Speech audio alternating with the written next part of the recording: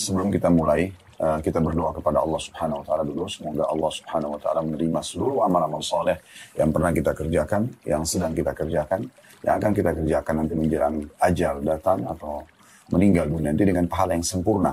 Dan semoga semua dosa yang pernah kita kerjakan tidak terkecuali kecil ataupun besar, sengaja tidak sengaja dimaafkan oleh Allah Subhanahu wa taala, bahkan diganti dengan kemahamurahannya menjadi pahala. Dan semoga saja apapun yang masih tersisa dari hak-hak makhluknya yang belum sempat kita tunaikan, Allah SWT mudahkan juga untuk tunaikan. Sehingga kita lepas dari hisab pada hari kiamat nanti.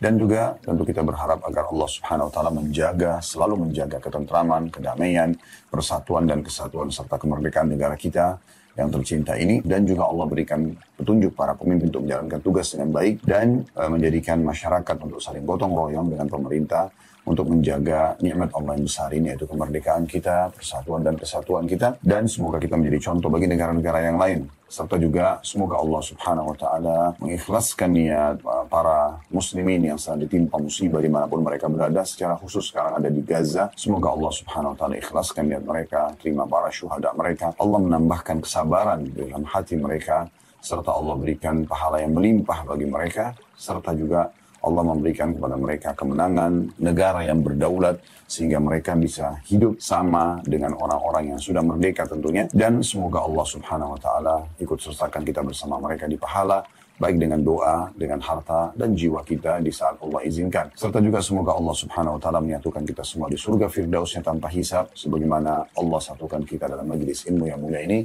Allahumma amin. A'udzubillahi minasyaitonirrajim. Ya ayyuhalladzina amanu kutiba alaikumus-siyamu kama kutiba 'alal ladzina min qablikum la'allakum tattaqun. Hai orang beriman, telah dibuatkan buat kalian program-program puasa bulan Ramadan dan ibadah-ibadah rangkaian yang lainnya, dan itu diwajibkan atas kalian sebagaimana telah dibuatkan untuk orang-orang sebelum kalian agar kalian mencapai tingkat ketakwaan. Ramadan adalah bulan pelatihan, peningkatan skill spiritual seseorang. Di Jakarta ini banyak sekali lembaga-lembaga spiritual, dan itu mulai tenar beberapa tahun terakhir karena dianggap setelah seorang pegawai ikut di lembaga itu, maka tingkat pemahaman atau tingkat spiritualnya, keimanannya lebih tinggi. Karena dianggap bahwasanya trainernya bagus, staff-staffnya bagus, ya mungkin alat-alat yang dipakai juga bagus. Diharapkan kita outputnya juga bagus. Dan itu memang banyak diekspos seperti itu. Ternyata pegawai setelah masuk pelatihan 2-3 hari walaupun mahal, mereka keluar jadi lebih jujur, lebih amanah, lebih tanggung jawab. Kadang-kadang untuk satu skill spiritual itu cukup besar biaya yang harus dikeluarkan dan meluangkan waktu sekian lama. Saudaraku seiman, sebenarnya kita sadar atau tidak sadar sebagai seorang muslim, kita punya lembaga training massal peningkatan skill spiritual, itulah Ramadan. Karena tidak ada lembaga training yang gratis seperti Ramadan. Tidak ada lembaga training yang seramai Ramadan. Karena semua yang syahadat di seluruh muka bumi ini, kita ke Timur Tengah, kita ke Afrika, kita ke Eropa, kita ke Amerika, ke Australia, semua ke Asia Tenggara, asal kita ketemu muslim, mereka puasa siang hari. Ketemu muslim, mereka tarawih di malam hari. Ada sebagian kecil yang tidak kerjakan, tapi umumnya orang kerjakan. Maka pesertanya paling banyak. Trainernya langsung Allah, staffnya semua para malaikat, dan langsung dikasih pahala cash pada saat itu. Ada sebuah sabda Nabi SAW yang wajar menjadi tolok ukur bagi kita. Yang kata Nabi SAW, ragama anfum bri'in, ragama anfum bri'in, ragama anfum bri'in. Artinya, terhinalah seseorang itu, terhinalah seseorang itu, terhinalah seseorang itu. 3 kali Nabi SAW ulangi. Maka para sahabat penasaran, ya Rasulullah, siapa yang Anda maksud nih? Luar biasa gitu terhinanya. Maka kata Nabi SAW, siapa yang mendapat kedua orang tuanya dalam keadaan hidup dan tidak bisa membawanya masuk ke dalam surga. Dia tidak berbakti selama orang tuanya hidup. Dan siapa yang mendapatkan Ramadan, kemudian Ramadan itu pergi tanpa diampuni dosa-dosanya. Berarti memang ada motivasi yang sangat tegas dan jelas dari Nabi SAW, maksimalkan Ramadan ini. Ramadan itu, teman-teman sekalian, bulan yang penuh dengan kemuliaan. Luar biasa. Setiap tiba Ramadan, selalu Nabi SAW mengatakan, telah tiba kepada kalian bulan Ramadan. Iklan jelas, wahai muslimin, pada bulan itu bulan yang penuh dengan berkah. Berkah artinya semua akan dicukupi. Makan sedikit buka puasa, cukup. Makan sedikit sahur, cukup. Minum sedikit, cukup. Tidur istirahat sedikit, cukup. Semuanya diberkahi oleh Allah SWT. Yang di dalamnya semua pintu-pintu surga dibuka. Apa maksudnya pintu-pintu surga dibuka? Artinya dibuka pendaftaran. Kalau kita lewat di sebuah kampus atau kantor, dibuka pendaftaran 1 Januari sampai 31 Januari. Misal, lalu ada orang cuma lewat saja, saya mau kuliah di sini, tapi nggak pernah daftar. Diterima nggak? Hah? Kenapa lesu bener? Setuju nggak bahasan Ramadan nih? Setuju? Yang nggak setuju, aneh imannya. Hah? Karena mau sambut Ramadan mesti semangat. Atau lewat di sebuah kantor buka penerimaan pegawai baru 1 sampai 31 Januari. Lalu dia cuma lewat, saya pengen kerja sini, tapi nggak pernah daftar. Mengkhayal, daftar. Ini iklan resmi dari 1400 tahun yang lalu.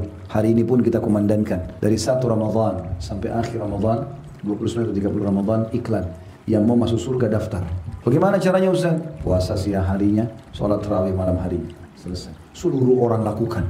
Kalau kita sendiri saja, orang lain nggak kerjakan mungkin berat. Ini semua orang. Apalagi Masya Allah mikrofon kita kayak berantem. Sana. Nah, tanda kutip di sini. Kita mau sholat sini bisa, mau sholat sana bisa. Rame-rame orang hidupkan. Kesempatan. Kita balik kanan orang puasa, balik kiri orang puasa. Orang semua puasa. Kalau Ramadan saja kita tidak puasa, kira-kira kapan kita mau puasa? Kalau Ramadan saja kita nggak sholat malam, lalu kapan kita sholat malam? Ramadan saja kita tidak baca Quran, lalu kapan kita baca Quran? Ramadan aja kita tidak sedekah, tidak lakukan ibadah-ibadah, lalu kapan kita kerjakan? Sementara semua orang pada saat itu jadi baik. Makanya cara daftarnya begitu. Sibukkan diri dengan amal saleh, kau akan terdaftar ke surga. Lalu ditutup semua pintu neraka. Baik, apa maksudnya ditutup pintu neraka? Kita kan surga belum dilihat, neraka belum dilihat. Kita cuma dengar informasinya. Tapi tentu kita yakini sebagai seorang muslim. Artinya tadi kalau surga dibuka pendaftaran, kalau neraka ditutup bagi pelaku-pelaku maksiat. Kata sebagian ulama hadis, di Ramadan khusus Allah masih ampuni dosa-dosa. Makanya kesempatan. Ada hadis lain riwayat Bukhari berbunyi, kata Nabi SAW, kalau tiba Ramadan ada penyuruh dari malaikat mengatakan, wahai pelaku kebaikan maksimalkan ibadahmu, wahai pelaku keburukan berhentilah. Karena kesempatan, ini surga dibuka, ini neraka ditutup. Lalu pada saat itu Allah akan lipat gandakan balasan pahala. Jadi kalau bulan-bulan sehari Ramadan cuma satu, dia berlipat, double. Dan Allah melihat persaingan kalian pada bulan itu. Maka tunjukkan yang terbaik, kata Nabi SAW, dari amal kalian. Ingat juga kata Nabi SAW, orang yang puasa itu, atau pada bulan Ramadan itu, semua syaitan-syaitan yang jahat dibelenggu. Lehernya diikat, tangannya diikat, kakinya diikat. Dibelenggu berarti tidak bisa buat apa-apa. Ini sering saya kasih contoh rasionalnya ya. Jadi awal Ramadan nanti, itu seperti kita sama musuh kita sedang mau lomba lari. Ini syaitan nih kita nih. Kalau Ramadan nanti dia dibelenggu, diikat. Lehernya diikat, tangan diikat, kaki diikat. Kita jalan santai pun tetap menang. Ya. Dan nanti akhir Ramadan, jarak antara kita sama syaitan 1 bulan. 1 bulan itu kalau kita jalan dari sini sampai ke Eropa berangkat, kalau jalan kaki. Ada banyak orang bodoh, begitu tiba Idul Fitri, ya, dia duduk manis tunggu syaitan. Syaitan yang sudah jauh, tunggu sebentar. Syaitannya jalan sampai, dapat dia. Padahal sebenarnya setelah Ramadan, perutnya terbiasa puasa. Matanya sudah biasa sholat malam, baca Quran, zikir. Tinggal injak gas sedikit, sampai mati masuk surga. Tapi enggak. Lisannya lebaran, Alhamdulillah. Bukan Alhamdulillah karena berhasil di training 1 bulan. Siap menjadi orang takwa. Alhamdulillah tidak lagi puasa. Alhamdulillah tidak lagi sholat tarawih. Alhamdulillah sudah boleh maksiat lagi. Boleh pacaran lagi, boleh ini lagi, boleh rame-rame lagi karaoke, rame-rame lagi dosa-dosa. Jadi tidak dapat pelajaran dari situ. Hati-hati teman-teman ya. Peringatan Allah Subhanahu wa taala kalau datang kepada kita itu bertahap. Awalnya melalui lisan orang. Kalau teman-teman buat saya lalu sudah ada orang ingatkan dengan lisan, itu peringatan Allah yang pertama. Peringatan yang kedua kalau tidak mau mulai ada gangguan-gangguan, keseleo, sakit, hilang barangnya, tetap juga tidak mau, datang yang lebih besar nanti. Allah bisa tenggelamkan di bumi. Allah datangkan petir, menyambar dia. Dan Abdullah bin Umar berkata, tidak akan terjadi kiamat sampai, ini tanda-tanda hari kiamat justru. 2 orang berjalan ingin menyelesaikan syahwatnya pada satu orang, kemudian pada satu tempat, mau zina, mau mabuk-mabuk segala macam. Lalu salah satunya Allah tenggelamkan ke bumi. Terjadi gempa, jatuh temannya, mati. Dia selamat. Itu tidak menjadikan dia berhenti untuk berbuat dosa. Dia cuma bilang, oh saya selamat. Riwayat lain apa? Dia melampiaskan syahwatnya pada temannya, baru kepada orang lain. Baru ya. Jadi masih ambil handphonenya, ambil jamnya, padahal temannya ini mati depan matanya. Seperti orang tabrakan, temannya mati, dia masih selamat. Keluar dari rumah sakit, maksiat lagi. Dia nggak ambil pelajaran dari situ. Ini kebodohan. Ada orang mau buat dosa kelihatan sama orang. Oh, sudah peringatan dari Allah. Nggak mau, nanti kepergok, nanti. Dia tidak mau peringatan akan makin besar. Maka bulan Ramadan bulan yang sangat baik, memupuk keimanan. Kalau kita biasakan tumpukan iman kita, ditumpukkan terus dari ibadah ke ibadah, dari ibadah ke ibadah, ini tebal sekali. Sampai nanti godaan syaitan itu jadi kecil. Seperti cuma nyamuk yang ada suaranya dekat kuping kita, kayak ada nilainya. Tapi kalau iman kita tipis, maka itu akan bermasalah buat kita. Karena dia akan jadi seperti suara yang besar yang mengganggu kita, nggak bisa tidur dan segala macam. Nah Ramadan ini bulan pembukaan iman. Karena dengan bertambahnya amal saleh, maka otomatis imannya akan bertambah. Karena iman dalam kaidah Ahlussunnah wal Jamaah bertambah dengan ketaatan, berkurang dengan kemaksiatan. Ya. Maka betul-betul kesempatan meningkatkan skill itu. Ada sebuah kisah sedikit berhubungan dengan masalah keimanan. Saya ingin berbagi dalam masalah ini. Ada seorang sahabat namanya Abdullah bin Hudzafa al-Aslami radhiyallahu anhu. Pernah dengar belum nama ini? Hah? Pengakuan yang jujur. Yang lain berarti yang diam sudah pernah dengar ya? Kalau kita voting lebih banyak yang sudah dengar, nggak usah cerita. Sudah dengar belum nama ini? Oh, berarti sudah sepakat. Bagus, berarti gampang orang Indonesia sepakat sebenarnya. Orang ini subhanallah jarang kenang namanya, tapi dia dinukil punya kisah unik berhubungan dengan masalah keimanan. Dan kita tidak bisa sampai pada tingkat level iman ini kecuali kita tumpuk-tumpukin ibadah itu. Dari sholat terus, kenapa kita satu hari harus sholat 5 waktu? Kenapa nggak 5 waktu seumur hidup? Tiap hari. Kenapa setiap makan kita baca bismillah? Kenapa habis makan baca alhamdulillah? Kenapa setiap mau makan? Bahkan Abdullah bin Umar itu 1 gelas air bisa 10 kali bismillah, 10 kali alhamdulillah. Gitu. Kenapa harus berulang-ulang? Kenapa kalau mau tidur, setiap mau tidur baca doa, bangun tidur baca doa? Karena kita butuh cas. Terus harus dicas. Handphone kita aja habis lowbat. Dicas lagi baru bisa. Nah itu cas semua. Gitu. Karena tumpuknya keimanan ini, amal soleh sehingga imannya sangat tebal. Dan sampai pada titik teman-teman saya sampai sekarang kalau saya merenungi kisah ini, kayaknya sangat mustahil kalau saya pribadi bisa lakukan itu. Jadi ceritanya dia diutus oleh Nabi SAW dengan 30 orang prajurit. Jadi 31 sama beliau. Pergi ke satu misi, brigade untuk menyerang satu tempat Romawi. Qadar Allah, ketangkap pasukan muslim ini. Kalah, ketangkap, diikat semua. Maka Raja Romawi, Kaisar Romawi bilang, saya dengar umat Islam ini punya keyakinan dan keimanan yang mengalahkan kuatnya gunung. Jadi walaupun mereka miskin, nggak bisa dibeli dengan uang imannya. Apa saja nggak bisa. Pokoknya mereka siap mati untuk itu. Saya ingin mengetes, mau tahu betul nggak itu. Maka Abdullah bin Hudzafa al-Aslami ini adalah pimpinan tadi pasukan itu ya. Dipanggil oleh Kaisar. Lalu Kaisar ini orang Abdullah ini orang Badui dari padang pasir, orang miskin, bukan orang kaya. Kalau orang kaya mungkin masih ada alasan dia tidak tergoda, mungkin kalau kekayaannya masih lebih banyak. Ini orang miskin. Maka dia dipanggil lalu Kaisar berkata begini, wahai Abdullah, kau tahu wilayah kekuasaanku? Waktu itu Romawi menguasai setengah dunia. Setengahnya Persia. Romawi itu berkuasa mulai dari Asia Utara yang paling ujung, Turki ya. Turki, seluruh Eropa, seluruh Afrika. Jadi seperti L, dunia itu dikuasai. Sisanya itu, selain Jazirah Arab, Afghanistan, Rusia, ke bawah ini, Rusia. Bagi dua dulu. Ini namanya kerajaan Persia, ini namanya kerajaan Romawi. Yang Allah ceritakan dalam surah Rum, mereka berperang, negara adik kuasa. Yang jelas Kaisar ini nangkap, lalu dia bilang, hai Abdullah, kau tahu luasnya wilayahku. Aku ingin tawarkan kepada kamu satu hal. Kalau kau mau, aku langsung kasih. Panggil juru tulisnya, panggil semua saksi-saksinya. Kau tahu apa yang aku tawarkan? Kata Abdullah tidak. Dia bilang, saya mau tawarkan kepada kamu setengah kerajaanku. Ini setengah ini Romawi, langsung kau ambil. Datangkan saksi-saksi kau jadi raja. Syaratnya kau murtad. Masuk agama Kristen. Itu saja. Kalau kau masuk ke agamaku, setengah kerajaan punya kau. Ini orang miskin, dari padang pasir. Masuk Islam baru sekian tahun ini. Bukan kayak antum lahir dalam Islam. Maka jawaban dia apa? Jangankan kau tawarkan setengah kerajaanmu, hai Kaisar. Kumpulkan seluruh raja dunia ini, semuanya kasih ke saya kerajaannya, saya sendiri jadi raja, semua jadi bawaan saya nggak akan tinggalkan agama ini. Ini tidak bisa keluar mulut jawaban ini kecuali dari orang yang luar biasa imannya, gitu ya. Tidak cukup di situ. Kaisar bilang sebentar, ada penawaran lain. Rupanya Kaisar Romawi itu punya seorang anak gadis terkenal sangat cantik, tinggi putih kayak kita sekarang orang bule.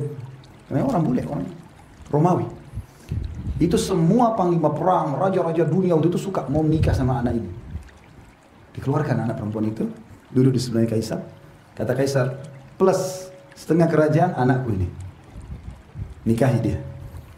Yang dikejar oleh orang di dunia dua ini, laki-laki. Ya? Jabatan dan harta serta wanita. Anak laki-laki itu kalau mau cepat selesai kuliah bilang saja, nak kalau selesai kuliah ayah nikahkan kau. Langsung semangat. Ini setengah harta, ini wanita. Dan tercantik lagi.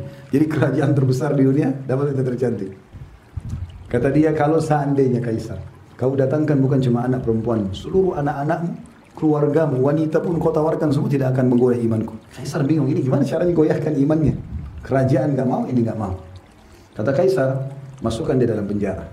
Jangan kasih makan, jangan kasih minum. Tidak boleh makan, tidak boleh minum. Kita teman-teman sudah tahu kalau tidak makan, seminggu pun mungkin lemas tapi masih oke. Yang penting jangan nggak minum. Kalau haus ini berat, gitu kan? Makanya Allah mengatakan dalam Al-Quran, waja'alna minal ma'i kulli syai' hayy. Kami jadikan dari air semua hal itu bisa hidup. Yang maka kata dia Kaisar, masukkan penjara, jangan kasih makan, jangan kasih minum. Kalau dia sudah lemas, laporin ke saya. Selama 3 hari gak makan, gak minum. Setelah itu Kaisar dilaporkan sama prajuritnya, sudah lemas nih Abdullah ini. Kata dia, coba masukkan ke penjaranya babi dan khamr. Tapi babi ini bukan babi biasa pinggir jalan, makanannya Kaisar. Dengan rempah-rempah, dengan piringnya, dengan aromanya gitu. Dengan khamr yang paling mahal. Masukkan, hidangkan di depannya dia. Dia sekarang dalam kondisi lapar sekali, haus sekali. Apa yang terjadi teman-teman? Sampai 3 hari lagi ke depan, sampai membusuk dan menjamur daging itu, nggak disentuh sama Abdullah. Melapor pengawalnya Kaisar ini kepada Kaisar, ini Abdullah yang tergoyah imannya. Panggil kalau gitu, keluarkan dari penjara, diseret, sudah lemas sekali. Begitu tiba di depan Kaisar, kata Kaisar, kenapa kau tidak makan? Bukankah kau lapar? Dia bilang, demi Allah hai Kaisar, saya tahu di saat keadaan saya sekarang ini, itu babimu dan khamarmu sudah halal buat saya. Karena dalam keadaan darurat. Tapi saya tidak akan membiarkan kau menghina agamaku. Sekali haram, haram. Lebih jauh dari itu Kaisar buat. Kaisar bilang, kalau begitu, saya akan menghukum kau, membunuh kau. Tapi bukan mati biasa, mati yang luar biasa. Kau tahu bagaimana? Abdullah diam saja. Didatangkan periuk besar, isinya minyak panas. Minyak panas, mendidih. Lalu kata Kaisar, saya akan cemplungkan kau ke sini. Kau mau tahu bagaimana panasnya api ini? Minyak ini dipanasin sama dia. Memang itu untuk penyiksaan orang. Didatangkan prajuritnya Abdullah satu persatu. Kita begitu dilempar sama baju-baju perangnya, dilempar, tiba-tiba dalam hitungan detik jadi tulang-tulang saja. Karena panasnya minyak itu. Abdullah lihat nih. 1 dilempar, 2 dilempar, sampai 30, habis semua. Lalu kemudian kata Kaisar, masuk gilirannya dia. Abdullah diseret, terus Abdullah nangis nih. Abdullah nangis nih. Netizen mata. Kata prajuritnya, dia udah nangis. Kata Kaisar, coba tanya, kenapa dia nangis? Mungkin dia sudah mau pindah agama sekarang, takut mau tidak makan berapa hari, mau dimasak. Lalu kata dia, Kaisar tanya kau, apa kau mau pindah agama? Dia bilang, tidak demi Allah. Saya menangis ini gara-gara saya menyesal cuma punya 1 nyawa. Harusnya saya punya 1000 nyawa, semuanya kau cemplungin ke minyak itu. Karena saya rindu ini mati syahid. Sampai dicemplungin mati syahid radhiyallahu anhu. Bisa seperti itu? Hah? Bagaimana bisa? Puasa Ramadan aja loyo. Itu tidak bisa muncul perasaan itu kecuali kita tumpukin amal ibadah itu. Makanya komitmen untuk istiqomah dalam ibadah itu penting. Istiqomah itu tanpa kita sadari sebenarnya kita terluputkan dari dosa. Orang kalau sibuk dengan amal soleh, antum nggak usah keluarkan energi khusus untuk tinggalin dosa, nggak usah. Karena kesibukan dengan amal soleh itu, azan ke masjid, pulang lagi sholat ba'diyah, baca Quran, zikir, majelis ilmu, cari rezeki halal. Dosa nggak ada waktunya. Sendiri kita tinggalkan. Jadi nggak usah tuh luangkan khusus. Apalagi ada bahasa-bahasa kebodohan nih. Syaitannya kuat nih. Syaitan kuat ah. Emangnya nampak depan antum? Main cekik-cekik? Kan tidak. Qaruz zina, gitu misalnya. Enggak. A'udzubillahi minasyaitonir rajim, dibakar sama Allah. Selesai. Jadi jangan pakai bahasa itu. Nah, Ramadan ini kesempatan. Syaitan ini dibelenggu. Kesempatan kita beramal saleh, tingkatkan keimanan, pahalanya besar, ya, ketebalan iman akan terasa dan manfaatnya akan sangat besar ke depannya, derajat tinggi di surga dan seterusnya. Lalu kata Nabi SAW melanjutkan hadis, dan di bulan Ramadan ada malam lebih baik daripada 1000 bulan. Siapa yang terharamkan dari kebaikannya, maka dia terharamkan dari semua kebaikan. Artinya malam Lailatul Qadar ini malam yang mulia, walaupun di 10 terakhir Ramadan. Tapi teman-teman kata ulama, orang kalau tidak menggencet dirinya terbiasa ibadah di awal Ramadan, akhir Ramadan jadi malas. Karena orang itu di akhir-akhir, di garis finish, walaupun capek, dia siap untuk mengejar garis finish yang sudah berusaha dari awal. Kalau dari awal dia malas, ketinggalan jauh, tambah malas nanti terakhirnya. Paham nggak? Kalau dari awal kita belajar terus, kejar ingin dapat nilai yang tinggi. Nanti pada saat ujian, walaupun ada sedikit malas, tapi kita tergendongkrak karena sudah ada pemicu dari awal. Dari awal malas belajar, tiba-tiba malam ujian saya mau dapat nilai penuh, mulai hafal. Walau tidak pernah tahu sebelumnya, nggak bisa. Jelas nggak? Jadi orang yang dapat Lailatul Qadar itu memang yang semangat sampai begadang malam itu justru orang yang dari awal dia terus pupuk dirinya. Lailatul Qadar lebih baik daripada 1000 bulan, yang berarti sama dengan 83 tahun plus 4 bulan. Plus 4 bulan. Berarti kalau kita baca Subhanallah saja pas Lailatul Qadar sama dengan mengucapkan Subhanallah 1000 bulan. Atau 83 tahun plus 4 bulan. Bayangkan kalau kita bilang Subhanallah, Subhanallah, Subhanallah. Tidak pernah berhenti, tidak pernah tidur, nggak pernah makan, nggak pernah minum. 83 tahun, bisa nggak? Susah. Satu malam itu dapat. Kita sayangkan teman-teman sekalian di Indonesia masih belum dipahami makna ini. Sehingga mereka di awal Ramadan ramai di masjid, akhir Ramadan ramai di mall. Cari baju lebaran. Baju lebaran sekarang ini. Sebentar pulang malam cari baju lebaran. Ya, nggak antri, nggak macet, harganya murah, modelnya banyak. 10 terakhir Ramadan, malaikat lagi turun ke langit bumi, dilipat gandakan pahala. Karena Lailatul Qadar itu semua kita pasti dapat. Nggak ada yang nggak dapat itu. Semua lewati, tapi siapa yang beribadah pada saat itu? Kan pasti dilewati kan selama hidup, nggak mungkin nggak dilewatin. Kecuali sudah mati.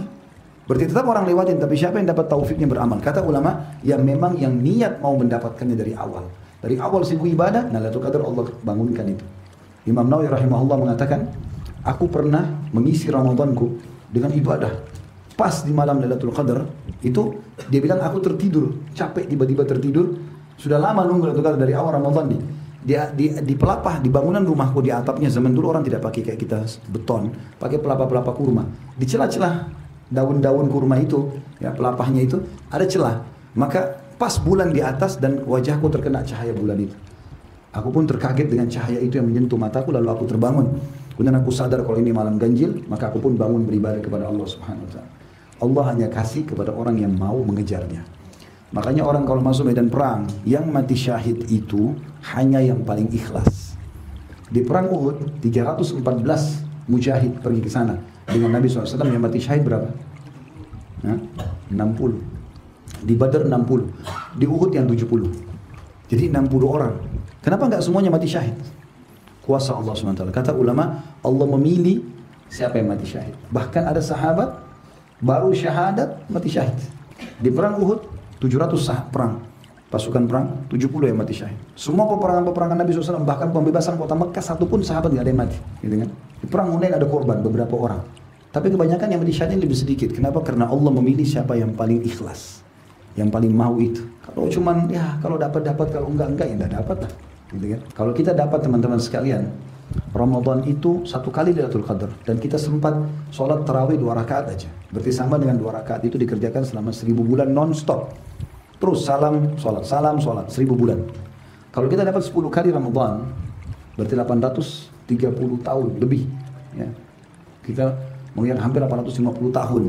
Belum untuk umur kita itu tidak akan sampai itu. Kalau 20 tahun, kalau 30 tahun, terus-menerus setiap tahun kita kerjakan, maka berapa banyak pahala yang didapatkan. Gitu. Makanya betul sabda Nabi SAW, siapa yang telah terharamkan dari kebaikannya, dia telah terharamkan dari semua kebaikan. Jelas tidak sampai sini? Baik. Jadi Ramadan harus disambut dengan meriah, dan sekarang syaitan banyak menanamkan persepsi negatif karena dia mau dibelenggu. Intinya teman-teman sekalian, kita menyambut Ramadan itu dengan kegembiraan, dengan semangat, karena memang ini saatnya kita mengecas iman kita, dan banyak sekali manfaat yang bisa kita dapatkan.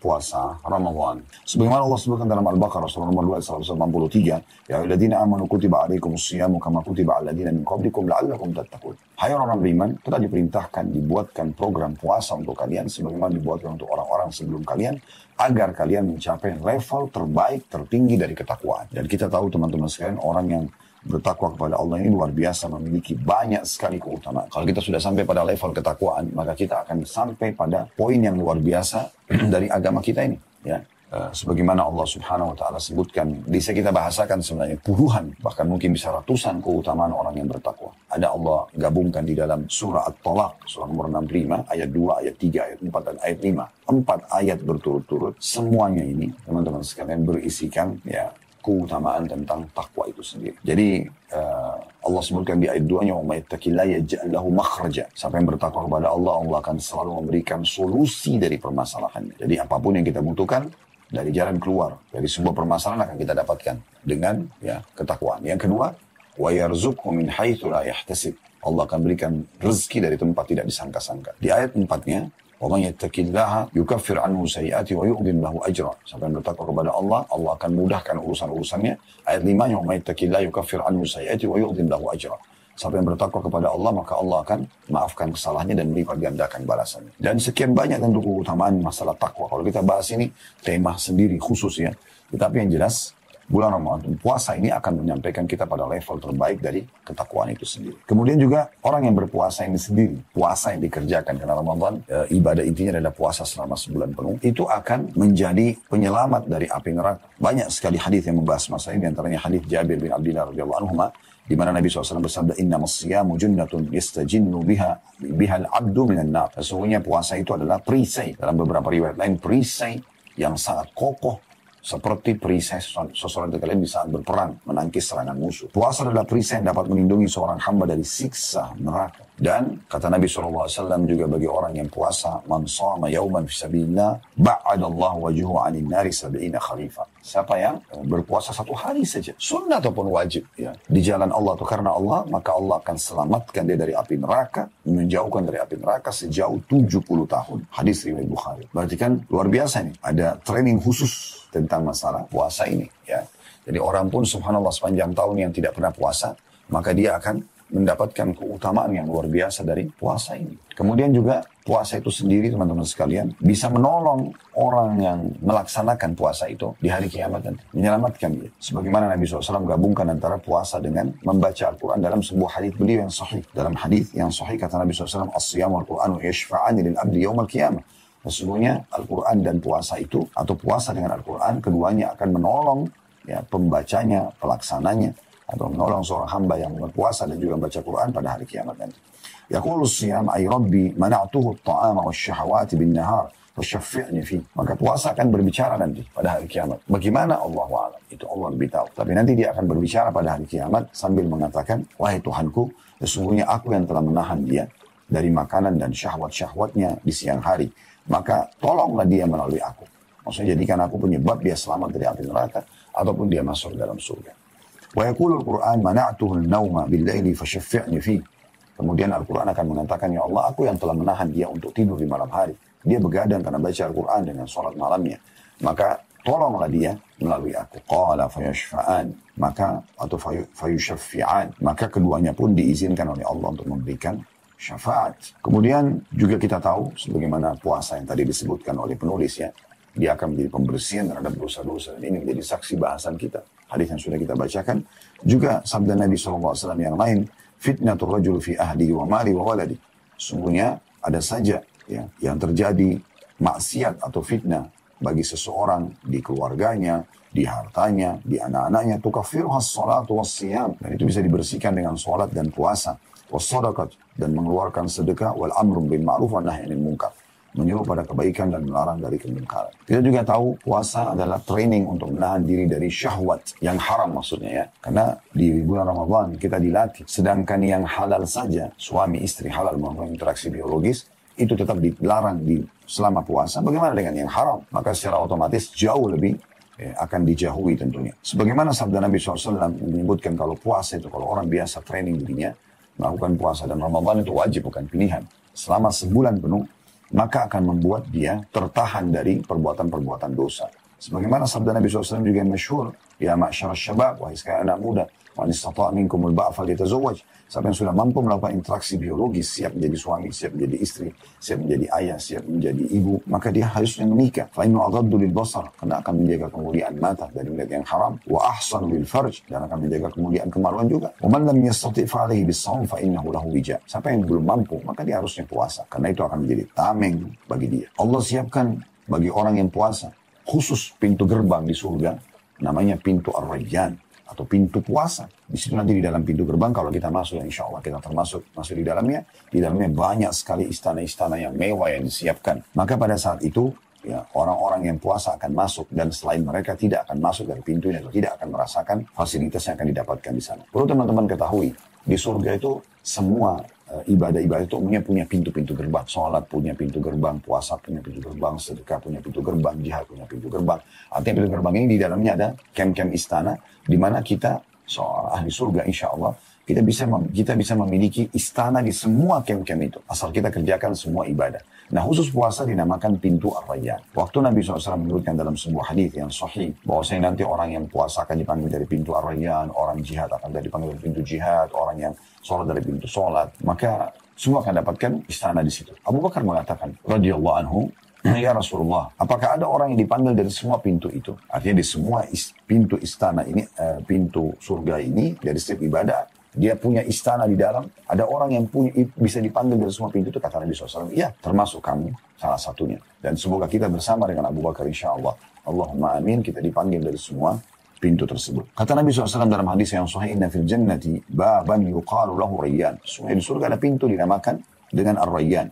Yadkhulu minhu as-sha'imuna yawmal qiyamah. Orang-orang puasa khusus saja mereka yang boleh masuk dari pintu gerbang itu. Yuqalu aina as-sha'imun, akan dikatakan nanti pada hari kiamat oleh para malaikat, mana orang-orang yang rutin kerjakan puasa selama di dunia? Fayaqumun, maka mereka pun berdiri. Otomatis mereka berdiri. Tidak bisa di saat itu orang berbohong, dia tidak puasa lalu dia bisa berdiri, tidak bisa. Allah hanya mengizinkan orang yang puasa saja. La yadkhulu minhu ahadun ghairuhum, maka mereka pun masuk dan tidak ada selain mereka yang masuk dari pintu itu. Fa idza dakhalu ughliq, kalau mereka sudah masuk maka ditutup pintu gerbang itu. Walam yadkhul minhu ahad, maka tidak ada seorang pun yang akan masuk di situ. Dalam hadis yang lain, fil jannati thamaniyatu abwab, kata Nabi SAW, di surga ada 8 pintu gerbang utama. Fiha babun yusamma Rayyan la yadkhuluhu illa as-sha'imun. Ada satu pintu namanya Ar-Rayyan, tidak dimasuki kecuali oleh orang-orang yang puasa saja. Orang yang puasa saja. Jadi banyak sekali keutamaan-keutamaan dari puasa itu sendiri. Dan ini masuk dalam keutamaan bulan Ramadan. Bulan Ramadan. Begitu juga teman-teman sekalian, yang keenam yang kita bisa tambahkan adalah sedekah yang Anda kerjakan. Atau umumnya ibadah. Itu yang paling afdal di bulan Ramadan. Makanya kata Nabi SAW dalam sebuah riwayat yang sahih, afdalus sadaqatu fi Ramadan. Sedekah yang paling afdal dikeluarkan, yang paling besar pahalanya yang dikeluarkan selama bulan Ramadan. Kemudian yang ketujuh, bulan yang dimana kita bisa melipat gandakan pahala-pahala kita. Sebagaimana sabda Nabi SAW dalam sebuah hadis, ya, bahwasanya telah datang kepada bulan Ramadan, bulan yang mulia, penuh dengan berkah, di mana Allah lipat gandakan amal saleh pada saat itu. Jadi dilipat gandakan pahalanya dibandingkan dengan yang lainnya, dan kita juga bisa, teman-teman sekalian, meraih pelipat gandaan pahala yang maksimal dengan cara selalu sibuk mengurus orang-orang yang puasa. Karena kata Nabi SAW, man fattara sha'iman, siapa yang membuka puasakan orang yang puasa, kana lahu mithlu ajrihi min ghairi yanqus min ujurihim syai'a. Mereka akan siapa yang membuka puasakan orang yang puasa, dia akan dapat pahala orang yang dibuka puasakan tanpa dikurangi sedikitpun dari pahala orang yang dibuka puasakan tersebut. Jadi memang kita bisa, teman-teman sekalian, bulan Ramadan memiliki 30 hari pahala puasa. Tapi kalau kita tanyakan, apakah Anda mau mendapatkan pahala 30 hari yang lainnya tambahan? Berarti seakan-akan Anda punya 60 hari pahala puasa. Atau apakah Anda mau dilipat gandakan lagi, tambah lagi 30 hari berarti 90 hari. Atau 120 hari, atau 150 hari. Intinya sebenarnya kelipat gandaan daripada 30 hari yang Anda puasa itu. Tentu saya yakin orang yang berakal atau orang yang dalam hatinya ada seperti biji sawi dari keimanan, pasti jawabannya mau. Tidak mungkin mereka tidak mau. Bagaimana caranya? Caranya adalah membuka puasakan orang lain. Nabi SAW pada saat memotivasi para sahabat mengatakan, siapa yang membuka puasakan orang yang puasa, maka dia akan dapat pahala seperti orang yang dibuka puasakan. Maka sempat ada sahabat yang mengatakan, ya Rasulullah, tidak semua orang bisa membuka puasakan orang lain.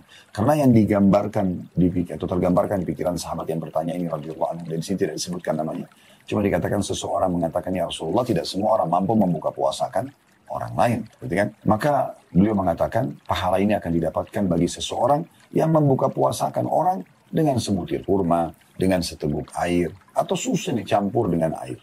Artinya tidak ada orang yang tidak bisa memberikan pahala buka puasa kepada orang lain. Ya. Kalaupun Anda sangat miskin, Anda sangat susah. Biasanya orang amannya di Ramadan buka puasa di masjid. Karena orang berlumba-lumba memberikan makanan ke masjid. Kita tinggal datang di masjid mana saja, kita akan bisa buka puasa setiap saat. Maka minimal sekali Anda masuk ke masjid dan membantu marbot masjid misalnya, untuk menyiapkan buka puasa. Misalnya membagikan airnya, membagikan kurmahnya, kue-kuenya, dan segala macam. Misalnya. Anda terlibat sebagai panitia atau orang yang partisipasi saja. Kalaupun Anda tidak mau ini, maka ada cara yang paling sederhana yang sering kami sampaikan untuk menjadi motivasi di bulan Ramadan. Minimal di saat Anda duduk, Anda tukar saja makanan di depan Anda dengan teman Anda, muslim sebelah Anda yang mau buka puasa juga. Yang mengatakan, ini ya, saya berikan air saya, supaya saya dapat pahala puasa Anda. Mungkin dia juga memberikan air dia, hanya menukar saja. Maka masing-masing saling mendapatkan pahalanya. Dan ini didapatkan di bulan Ramadan selama 1 bulan penuh. Kalau Anda mengatakan, kan juga bisa didapatkan Ustaz selain Ramadan. Betul, tapi Anda dapatkan hanya pahala buka puasa sunnah selain Ramadan. Kalau di bulan Ramadan Anda dapat pahala puasa wajib yang Anda sendiri tidak bisa mengerjakan lebih daripada 1 bulan. Anda pribadi tidak boleh dalam hukum agama puasa 31 hari misalnya. Atau 32 hari, walaupun Anda mau. Ada batasannya. Tapi kita diberikan kesempatan untuk melakukan amal muta'addi, amal yang bisa berlipat-lipat ganda pahalanya dengan cara membuka puasakan orang lain. Berapa sih nilai air mineral misalnya? 1 gelas air mineral mungkin Rp500 atau Rp700 saja. 1 dus dengan harga Rp28.000, Rp30.000, isinya sudah 48 gelas. Artinya kalau Anda ikut bagi di musola atau masjid dekat rumah Anda, maka Anda mendapatkan 48 orang lain yang puasa. Kalau Anda memberikan 1 dus saja dalam 1 hari, Rp30.000, maka Anda akan panen pahala puasanya orang 48 orang. Kalau di masjid itu 48 orang. Biasanya Ramadan lebih daripada ini. Satu hari satu dus saja, maka Anda mendapatkan pahala yang berlipat di situ. Berarti selama 1 bulan Anda akan mendapatkan pahala berlipat. Pahala berlipat. Berarti 1 hari Rp30.000 dikali 1 bulan, berarti 30 dus ya. 30.000 kali 30 hari, berarti Rp900.000. Kalau Anda berikan ini, Anda akan mendapatkan nanti di akhir Ramadan ya pahala 49 puasa. Ya. Anda sendiri 30 hari, plus setiap orang yang minum 1 gelas air Anda setiap hari, 48 gelas tadi kalau 1 dus Rp30.000 kali 1 bulan. Berapa banyak pahala Anda panen? Ini kalau Anda cuma berbagi 1 dus. Bagaimana kalau Anda berbagi 10 dus, 50 dus, 100 dus? Itu kan banyak sekali pahala yang bisa dipanen. Dan ini keutamaan yang luar biasa yang hanya bisa didapatkan maksimal di bulan Ramadan, khusus untuk puasa wajib. Kalau misalnya Anda mengatakan, tapi kan ada juga di luar Ramadan orang yang bayar utang lalu saya buka puasa, kan iya, tapi sedikit sekali. Kalau di bulan Ramadan, semua masjid Anda datang, orang sedang puasa wajib. Semua keluarga muslim yang Anda kirimkan makanan untuk buka puasa, mereka sedang puasa wajib. Nah, seperti. Dan ke depannya nanti, mungkin menjelang Ramadan atau di saat Ramadan, kita juga akan kembali mengingatkan dan merefresh lagi ya, menfreshkan kembali pengingatan kita tentang masalah Ramadan ini, dan semoga Allah Subhanahu wa taala memang menyampaikan kita di Ramadan yang akan datang insyaallah, dan Ramadan yang banyak ke depannya maksimal Allah berikan kepada kita dengan keimanan yang sempurna, ketakwaan yang sempurna, amal-amal saleh yang sempurna, dan dosa-dosa yang dimaafkan oleh Allah Subhanahu wa taala. Lailatul Qadar, karena dia terjadi di 10 terakhir Ramadan sebagaimana yang disebutkan oleh penulis ya. Dan kita sudah tidak asing lagi tentunya dengan Lailatul Qadar itu terjadi di 10 terakhir malam Ramadan, terutama di malam-malam ganjilnya 21, 23, 25, 27, dan 29. Di mana juga penulis itu sudah menyinggung Allah Subhanahu wa taala merahasiakannya dengan hikmah tentunya ya. Sebagaimana ulama mengatakan dengan hikmah agar orang-orang muslim lebih giat dalam beribadah. Karena kalau ditentukan misalnya di malam 25, di malam 27, di malam 29, bisa ditentukan 1 malam saja. Karena Lailatul Qadar cuma 1 malam. Ya, dan dia berputar di malam-malam ganjil tersebut dengan hikmah Allah SWT. Kalau ditentukan misalnya malam 25 saja, atau malam 27 saja misalnya, maka orang-orang hanya akan rajin beribadah di malam itu saja. Padahal sebenarnya 10 terakhir Ramadan, sebagai penutupan dari pelatihan di bulan Ramadan, kita dianjurkan justru lebih giat dalam beribadah. Kita akan lebih dalam membahas tentang Lailatul Qadar ini dengan penjelasan yang disampaikan oleh para ulama. Bermula daripada makna qadar sendiri, Lailatul Qadar, Laila artinya malam, Qadar artinya mulia. Ya, Qadar artinya mulia. Di waktu itulah Allah Subhanahu wa taala betul-betul menentukan keputusan-keputusan untuk 1 tahun ke depan. Ya, dan Allah memerintahkan para malaikat untuk menjalankan apapun 1 tahun ke depan. Keputusan 1 tahun ke depan. Tidak asing lagi surah Al-Qadar. Allah namakan khusus surah namanya surah Al-Qadar. Tentang malam itu. Lailatul Qadar, malam Qadar, atau surah menjelaskan tentang Qadar, ya, kemuliaan itu sendiri. Allah menyebutkan dalam surah Al-Qadar ayat 1 sampai ayat 5 yang bunyinya a'udzubillahi minasyaitonirrajim inna anzalnahu fi lailatul qadar. Sungguhnya kami benar-benar menurunkan Al-Quran pada malam kemuliaan itu. Wa ma adraka ma lailatul qadar? Apakah kamu udah tahu apa malam kemuliaan itu? Jadi pertanyaan seperti ini kata ulama tafsir adalah Allah Subhanahu wa taala ingin agar hamba-hambanya, nah kita sebagai audiens ini, ya, hamba-hamba yang mendengarkan itu lebih perhatian lagi, lebih fokus lagi, ya. Lailatul Qadri khairun min alfi syahr. Ketahuilah bahwasanya satu malam Qadar itu, malam kemuliaan, lebih baik daripada 1000 bulan. Kemudian ditambah lagi tanazzalul malaikatu warruhu fiha biidni rabbihim min kulli amr. Dan pada malam itu Allah perintahkan malaikat-malaikat yang jumlahnya tidak disebutkan. Banyak sekali karena malaikat jamak daripada malak. Ya. Dan juga Jibril diturunkan, diperintahkan Allah untuk turun dengan izin Rabb mereka untuk mengatur segala urusan. Ya. Salamun hiya hatta matla'il fajr. Dan itu, ya, malam itu akan penuh dengan kesejahteraan sampai terbitnya fajar. Nah, surah Al-Qadar yang Anda sudah hafal ini tentunya tidak asing lagi buat kita. Itu sangat relevan sekali dengan surah Ad-Dukhan. Ya. Ini tentang asap yang akan nanti datang, salah satu tanda-tanda hari kiamat, diistilahkan dengan Dukhan. Itu surah nomor 44 ayat 3 sampai ayat 5. Jadi jangan lupa ya, selalu surah Al-Qadar berhubungan sekali dengan surah Ad-Dukhan. surah nomor 44 ayat 3 sampai ayat 5 yang bunyinya inna anzalnahu fi lailatin mubarakah inna kunna munzirin. Sesungguhnya kami benar-benar menurunkan pada satu malam yang diberkahi, maksudnya Lailatul Qadar. Dan sesungguhnya kamilah yang memberikan peringatan tentang masalah itu. Fiha yufraku kullu amrin hakim. Di malam itu dijelaskan segala urusan yang penuh hikmah, yaitu amran min indina, sebuah perkara yang besar dari sisi kami. Ya. Inna kunna mursilin, dan kami benar-benar mengutus para rasul-rasul. Ya. Jadi malam ini malam yang sangat mulia, malam mulia. Jadi kita bahas kapanpun, ya, pada kesempatan manapun, tetap akan selalu mendapatkan manfaat. Karena ini malam cuma terjadi setahun sekali. Jadi memang seseorang muslim itu dan muslim harus betul-betul memperhatikan tentang masalah ini. Kalau kita simpulkan dari dua ayat tadi atau dua surah ya, surah Al-Qadr dan surah 1 sampai ayat 5, surah Dukhan ya, dari ayat 3 sampai ayat 5, bahwasanya Allah Subhanahu wa taala memastikan dari ayat-ayat ini Allah turunkan kitab mulia Al-Qur'an di malam itu yang merupakan panduan hidup setiap muslim bahkan manusia. Kemudian malam itu lebih baik daripada 1000 bulan.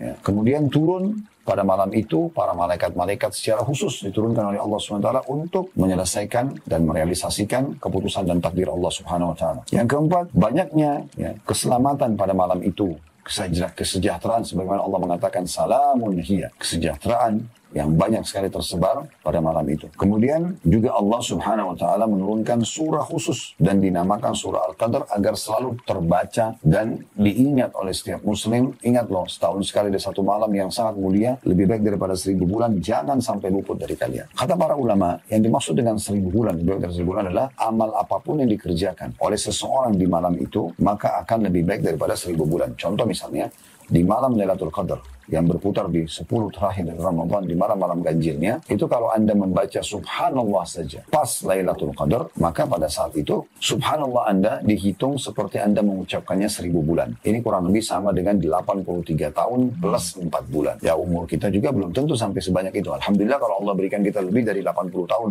Ya, tapi satu malam ini, ibadah apapun yang Anda kerjakan, sekecil apapun walaupun sunnah, akan dilipat gandakan lebih baik daripada 1000 bulan Anda kerjakan di waktu-waktu lain atau malam-malam lain, sepanjang malam, ya, sepanjang tahun dari seluruh malam-malam yang ada. Dan Anda, saya kasih contoh lagi, mengucapkan subhanallah misalnya, atau Anda bersedekah 1000 rupiah, 10.000 rupiah misalnya, tetap lebih baik daripada 1000 bulan atau 83 tahun plus 4 bulan. Apapun yang Anda kerjakan, semua lebih baik daripada 1000 bulan itu. Dan Nabi SAW mengingatkan kita, malam Lailatul Qadar itu berputar di malam-malam ganjil di 10 terakhir Ramadan. Dengarkan hadis yang disampaikan Nabi SAW, taharru Lailatul Qadri fil ashril awakhir Ramadan. Kejarlah Lailatul Qadar itu malam kemudian itu yang lebih baik daripada 1000 bulan. Malaikat-malaikat turun, bahkan Jibril AS turun untuk merealisasikan takdir yang Allah sudah tentukan untuk 1 tahun ke depan. Semua tadi dijelaskan dalam surah Dukhan, surah nomor 44 ayat 3 sampai ayat 5. Pada malam itu kejarlah Lailatul Qadar itu di 10 malam terakhir dari bulan Ramadan. Juga dalam riwayat Aisyah radhiyallahu anha, taharraw Lailatul Qadri fil witri min al-ashril awakhir. Carilah Lailatul Qadar pada tanggal atau malam ganjil dari 10 malam terakhir di bulan Ramadan. Banyak sekali anjuran yang harus dikerjakan di 10 terakhir Ramadan, ya, karena ini ada malam mulia Lailatul Qadar tadi, dan juga memang dia sudah berada di akhir dari bulan Ramadan. Dikatakan dalam riwayat yang sahih, Nabi SAW kalau tiba 10 terakhir Ramadan, sudah lebih mengencangkan ikatan sarungnya dan membangunkan keluarganya. Jadi bukan malah makin dekat dengan akhir Ramadan, maka makin kendor. Enggak. Tapi bagaimana? Makin semangat, makin rajin. Nabi SAW justru di akhir-akhir itu berusaha kalau ada yang luput di 20 hari pertama, jangan luput di 10 terakhir. Kalau misalnya sudah dilakukan dan dapat sempurna di 20 terakhir, maka 10 terakhir harus lebih sempurna lagi. Ya, menyempurnakan semua daripada yang sudah dikerjakan selama 20 hari awal Ramadan. Jadi bukan justru karena kita sudah melakukan semangat di 10 awal, 10 tengah misalnya, 10 terakhir malah kita kendor, menghabiskan waktu banyak di jalan, menghabiskan waktu banyak di pasar, dan kita melupakan kalau di situ adalah malam yang sangat mulia yang harus kita kerjakan. Ya, dan juga hikmah Allah SWT tadi saya katakan justru tidak ditentukan malamnya agar semua orang beristihad, ya, berusaha lebih rajin untuk dalam melaksanakan ibadah tersebut. Jadi jangan sia-siakan. Karena sekali luput Lailatul Qadar ini, maka harus nunggu tahun depan. Itu pun Allahu alam. Apakah kita masih bisa dapat atau tidak, kita masih hidup atau tidak. Maka harus hati-hati sekali. Sebab Islam mengajarkan kita setiap ada peluang dalam mengerjakan satu perbuatan amal saleh, jangan ditunda. Nah, kita harus kerjakan eksekusi di saat itu, karena memang kesempatannya tidak terulang lagi Mungkin ada jenis ibadah yang sama, tapi di hari itu, di buku amal kita akan kosong kalau kita tidak mengerjakannya. Misal, kita tadi misalnya, atau semalam, belum sholat tahajud. Maka sekali luput sholat tahajud itu, maka kita tidak bisa perbaikin. Kecuali orang punya udur, memang dia letih sekali misalnya, dan dia memang rutin mengerjakannya, hanya saja dia, tiba-tiba saja dia berhalangan. Maka tetap Allah SWT akan berikan pahala buat dia, karena memang dia sebenarnya mau mengerjakannya. Tapi kalau ada orang belum mengerjakannya, kemudian dia tiba-tiba mendapatkan informasi pada hari ini, oh ternyata sholat tahajud itu bagus banget ya, pahalanya besar. Allah turun ke langit bumi, nanyakan kepada para malaikat, adakah yang beristighfar, saya maafkan, adakah yang minta tolong, saya tolong, adakah yang punya hajat, lalu saya penuhi. Maka kemudian dia baru mau sholat malam, yang tadi malam, udah nggak bisa, sudah lewat waktunya. Dia hanya bisa kerjakan yang hari ini nanti malam kalau dia masih hidup. Berarti kesempatan di buku amal dia semalam, kosong dari sholat malam. Jadi tidak bisa diperbaikin. Oleh karena itu seseorang muslim harus jeli sekali memperhatikan peluang-peluang yang Allah berikan untuk dia bisa beribadah kepada Allah Subhanahu wa Ta'ala. Dan juga disebutkan Nabi SAW secara khusus, ya, seringkali beliau beriktikaf. Apa iktikaf itu? Mengikat diri di masjid selama 10 hari berturut-turut, tidak keluar. Kecuali darurat sekali keluar, seperti pernah Sofia radhiyallahu anha, salah satu istri Nabi SAW, mengunjungi Nabi secara khusus. Ya, istri mengunjungi suaminya yang sedang itikaf atau mengikat diri di masjid, tidak keluar. Pokoknya cuma makan, tidur di masjid semuanya. Tinggal sholat, ibadah kepada Allah 10 hari terakhir Ramadan. Lebih giat di akhir-akhir Ramadan untuk beribadah kepada Allah Subhanahu wa Ta'ala. Maka waktu itu, waktu Sofia datang menjenguk Nabi SAW, Nabi SAW keluar untuk mengantarnya pulang. Ya. Di situ Nabi kembali lagi. Tapi selain daripada ini, hal-hal darurat tidak, yang bukan darurat tidak diperlukan untuk tentu saja dilakukan. Ya, tentu dilakukan. Jadi ini poin penting yang harus kita perhatikan. Jadi Nabi SAW sangat peduli dengan malam-malam 10 Ramadan itu justru dengan makin rajin mengerjakan ibadah. Baik teman-teman sekalian, banyak sekali hal-hal yang kita dianjurkan untuk jaga, ya, dikerjakan di malam-malam terakhir Ramadan. Jadi yang pertama adalah lebih rajin beribadah. Tadi saya katakan di mana Nabi SAW justru lebih mengencangkan ikat pinggangnya agar lebih giat beribadah, terutama di sholat malamnya. Kemudian juga membangunkan keluarganya. Jadi membangunkan keluarga berarti di malam hari ya. Kemudian yang kedua adalah i'tikaf, mengikat diri di masjid. Laki-laki dan perempuan sama. Tetapi bagi perempuan tentu ada syarat-syaratnya ya. Kalau dia selamat dari fitnah, tertutup, mereka aman perempuan sama perempuan. Kalau yang belum menikah, tentu saja izin walinya atau ayahnya. Kalau sudah menikah, maka berarti izin suami atau mungkin bersama dengan suaminya. Ya. Kemudian yang ketiga, ya, pada saat itu lebih rajin lagi dalam mengerjakan, banyak memanjatkan doa, terutama permohonan ampun. Karena dalam satu riwayat Bukhari, Aisyah mengatakan, ya Rasulullah, apa yang saya ucapkan kalau saya dapat Lailatul Qadar? Kata Nabi SAW, bacalah, Allahumma innaka afuun tuhibbul afwa fa'fu anni. Ya Allah, kau zat yang maha pengampun, maka maafkanlah aku. Engkau menyukai pengampunan, maka maafkanlah aku. Kalau orang baca ini, pas Lailatul Qadar, sama dengan dia berdoa pengampunan 1000 bulan. Itu luar biasa. Atau sama dengan 83 tahun plus 4 bulan, dia terus mengucapkan dan mengulang-ulangi permohonan ampun. Dia cuma mengucapkan satu kali di malam Lailatul Qadar saja. Nah ini satu hal yang luar biasa. Begitu juga dengan dia panjatkan doa apa saja yang dia ucapkan. Maka doa-doa ini akan sangat membantu dia ya, untuk mendapatkan atau sangat dekat dengan mendapatkan banyak sekali apa yang dia minta. Dia minta diluaskan rezekinya. Sama dengan 1000 bulan dia meminta itu. Sama dengan 83 tahun plus 4 bulan dia minta itu. Dia minta kesejahteraan, dia minta kesehatan, dia minta keturunan. Berarti kan untuk diberikan oleh Allah SWT sangat dekat dan sangat besar peluangnya. Karena seperti dia mengulang-ulanginya sebanyak waktu tadi yang sudah kita sebutkan. 1000 bulan untuk 83 tahun plus 4 bulan. Ini luar biasa. Dan di saat itu kita panjatkan doa-doa yang paling kita butuhkan. Ingat teman-teman sekalian, dalam berdoa, kita berdoa kepada Allah. Kita berdoa kepada Allah Subhanahu wa Ta'ala. Agar ya dijaga nikmat ini, itu jauh lebih mulia di sisi Allah Subhanahu wa Ta'ala dibandingkan kita sedang didatangi musibah, kemudian kita minta solusinya. Jadi tidak ada alasan untuk tidak berdoa. Karena Anda berdoa, minta agar kesehatan Anda dipertahankan, kebahagiaan rumah tangga dipertahankan, rezeki tetap diluaskan, badan disehatkan. Itu lebih baik, lebih besar pahala di sisi Allah dibandingkan kalau udah sakit, udah ribut rumah tangganya, atau sudah bercerai baru minta solusinya.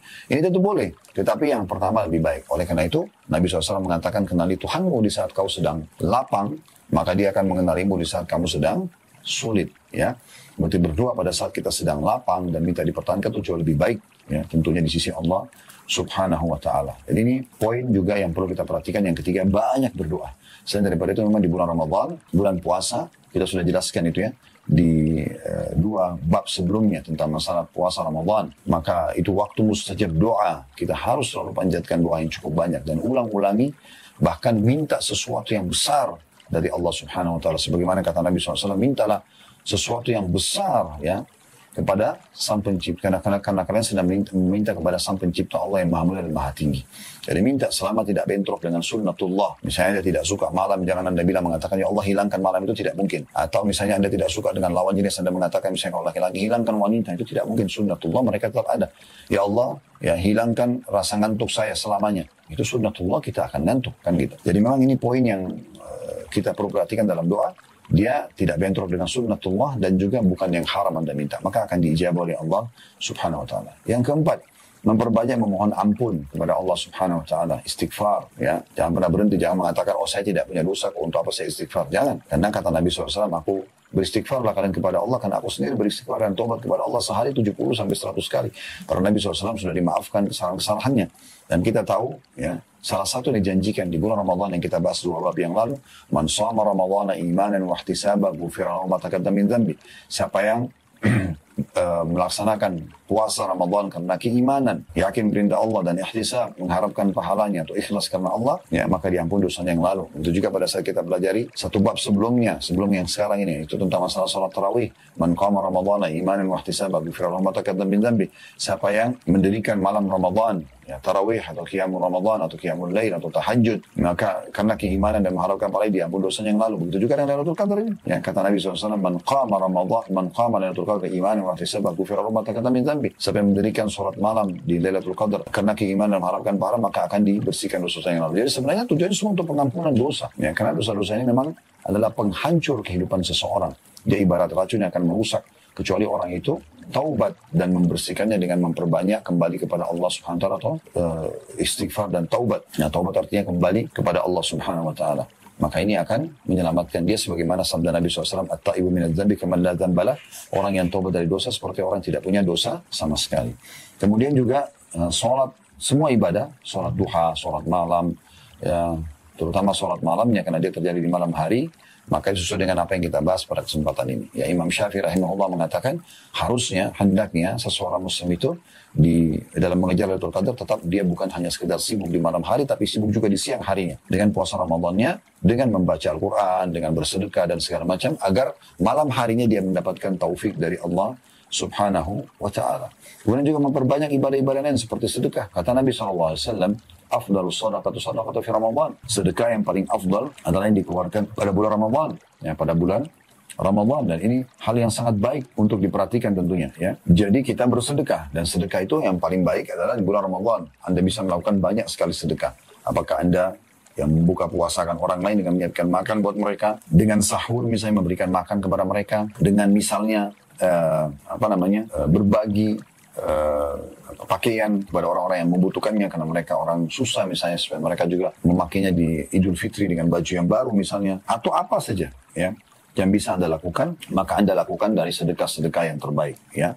Kemudian juga salah satunya adalah yang dianjurkan, ini mungkin yang keenam ya, umroh ya. Umroh itu kata Nabi SAW di Ramadan, umroh di Ramadan ta'adilu hujjatan ma'i atau hajjatan ma'i. Umroh di bulan Ramadan sama persis dengan haji bersamaku. Kita tahu pahala haji sangat besar, ya. Kata Nabi SAW, haji mabrur laysa lahu jazaa'un ilal jannah. Haji yang mabrur yang mengikuti syarat dan rukun tidak ada balasan kecuali surga. Jadi besar sekali keutamaan haji itu. Tapi umrah Ramadan yang merupakan umrah sunnahnya, haji yang wajibnya. Jadi kalau umrah itu ikan terinya, ikan paus adalah haji. Tetapi ada jenis umrah tertentu, yaitu umrah di bulan Ramadan. Apalagi kalau Anda kerjakan di Lailatul Qadar, di 10 terakhir Ramadan, di malam-malam ganjil, ini luar biasa. Itu akan lebih baik daripada 1000 bulan. Atau sama dengan 83 tahun plus 4. Sama Anda umrah selama 83 tahun plus 4 bulan, non-stop. Itu luar biasa. Dan ini kata Nabi SAW, plus lagi umrah Ramadan, walaupun bukan Lailatul Qadar, apalagi kalau Lailatul Qadar ya, sama pahalanya dengan haji bersamaku. Jadi jangan sampai luput ini ya. Kami pun sudah membuatkan program, teman-teman bagi yang berminat bisa melihat di medsos Uhud Tour, travel yang Allah manakan. Kami sudah buatkan program Ramadan di 10 terakhir, 10 awal Ramadan ada, 10 pertengahan ada, 10 terakhir ada. Nah kebetulan 10 terakhir nanti, kalau sana tanggal 27 Maret itu insya Allah akan saya bimbing langsung biidznillah ta'ala, dan kita akan menghabiskan 10 terakhir Ramadan dengan izin Allah di Mekah untuk mengejar malam mulia ini tentunya dengan banyak program-program yang biasa kami buatkan buat jemaah ya, selain taklim, selain juga kita bersedekah untuk membuka puasa kalau di Masjidil Haram bersama dengan yayasan-yayasan resmi yang ada di sana, membaca Al-Quran, berzikir dan seterusnya yang kita mampu untuk kerjakan. Semoga Allah ikhlaskannya dan Allah kabulkan sebagai amal tentunya, Allahumma amin.